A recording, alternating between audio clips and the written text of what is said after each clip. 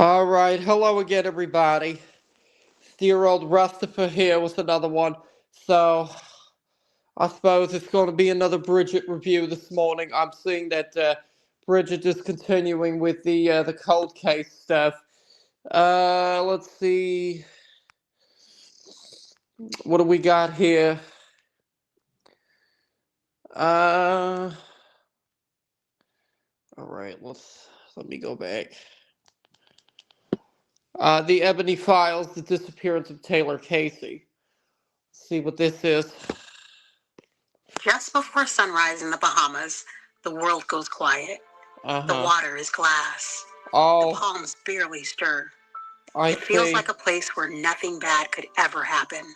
But on June 19th of 2024, that calm broke.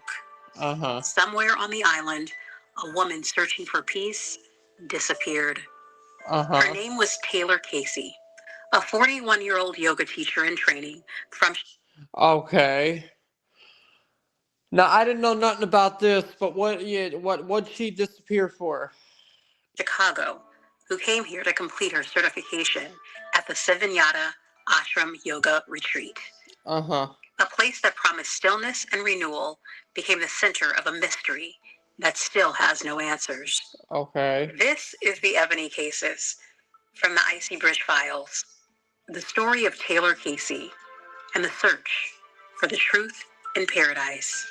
Before the headlines, before the hashtags, Taylor Casey was just Taylor.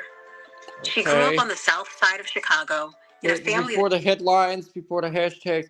Okay, was this a case that was widely publicized, or was it a case that was, just briefly publicized once? There was only like one or two headlines about it, and then people forgot about it.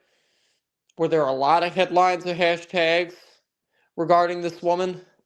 Because like I said, I didn't know nothing about this. I didn't know nothing about this. The only yoga teacher, folks, that I really know anything about, okay, is Bikram Choudhury. Okay, and for anybody that doesn't know about him, okay, he was the founder of Bikram Yoga, right? And there's a documentary about him called, let's see, I believe, what the fuck was it called? Uh,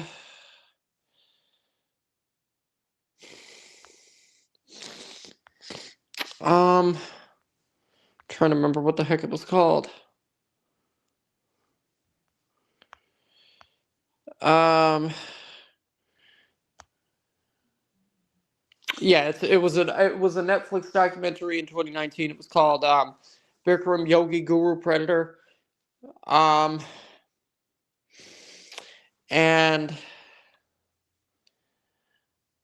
yeah, after all, he was accused of yeah, like he got accused of SA and harassment, and then he ended up leaving the United States and going to India, and then I think he also ended up going to Spain, Mexico, and British Columbia. So he was teaching yoga in all those places. Knew how to fight for joy. As a child, she was curious, soft-spoken, a listener. In adulthood, she became the calm other people reached for. She had been practicing yoga for more than 15 years, teaching in church basements, community centers, and LGBTQ youth spaces. Her friends called her classes church without rules. For Taylor, yoga was spiritual work. She said it taught her to breathe through what hurts. She was also a Black transgender woman, openly and unapologetically.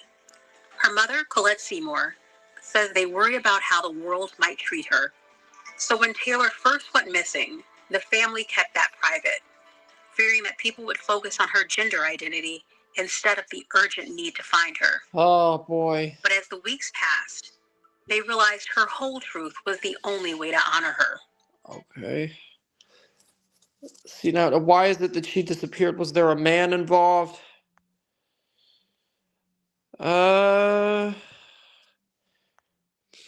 Okay, it was Random Fish that gave Bridget the idea for this. Okay, now see, my thing is this: if there was a man involved in this disappearance, right? I'm actually gonna read up on it myself instead of listening to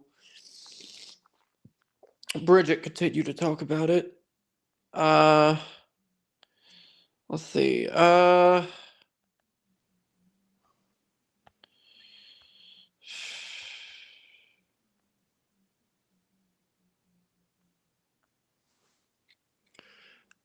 Is there are there any articles about it?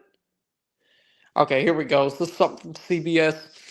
Okay. 1 year since Chicago woman Taylor Casey went missing in the Bahamas and still no answers. It's been 1 year since Taylor Casey, a Chicago woman, disappeared from a yoga retreat in the Bahamas. There were still no answers in the case. Casey, then 42, was in the middle of a month-long yoga retreat near Paradise Island when she stopped showing up for classes. She was last seen on June 19th, 2024. In July, Casey's family asked the FBI to take over the search for the authorities in the Bahamas, saying they were not satisfied with how this investigation has been handled thus far. U.S. Senator Tammy Duckworth's office and the U.S. Embassy also joined the efforts and assistance. Last week, Duckworth's office released the following statement. Senator Duckworth and her office have been monitoring this heartbreaking situation for the last year. They continue to work closely with relevant federal agencies and push the Royal Bahamas Police Force to be as communicative and transparent as possible. Senator Duckworth and her office will continue to coordinate with Miss Casey's family to help in any way they can. Last Friday, Peter Gowdy, a spokesperson for the yoga retreat from which Casey disappeared, said there is nothing more we can do. Gowdy added, police did everything they could. He also said the FBI and the International Criminal Police Organization responded as well. Casey's family believes search efforts have been marred by prejudice because Casey is a transgender woman. She has been a fixture in Chicago's transgender community and a youth advocate for decades.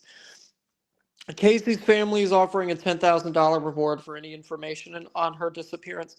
A Facebook group called Find Taylor Casey has remained active this year. Group organizers posted events in April and May, a day with Taylor. The Zoom events featured performances, yoga sessions, and storytelling. Phone recovered from the water. In July, authorities in the Bahamas said they recovered Taylor's iPhone. Police Commissioner Clayton Fernander said that during a June 22nd search, a dog picked up a scent from a tent and tracked it to the water. But the scent ended there. They subsequently located a phone under roughly 56 feet of water. Investigators in the Bahamas asked American authorities for help unlocking the phone.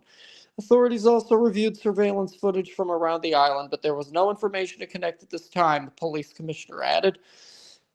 Find Taylor Casey, Facebook group organizers posted on April 9th. The police in the Bahamas have not yet released Taylor's phone or phone records. It is unclear which authorities are in possession of the phone at this time. Missing woman's mother seeking answers. In an interview just 3 months after her daughter's disappearance, Casey's mother, Colette Seymour, said that something seemed off with her daughter before she vanished. I talked to Taylor on June 18th. Taylor had called me and mentioned to me it was hard. It was hard at the yoga retreat, she said. Something was off. I don't know if Taylor didn't want to alarm me, but I just felt like something was off. Seymour reported her daughter missing, but said when she first arrived in the Bahamas to speak to investigators, she said she did not see a single missing persons flyer for her daughter. They were just really nonchalant and just not acting like it was their child missing, she said. I had to return home without her. This is every mother's worst nightmare. Seymour said her visit only left her with more questions than answers. Okay. CBS News Chicago has reached out to Casey's family for an update on the investigation. All right. So that's Bridget on Taylor Casey, and that's also an article about that whole thing.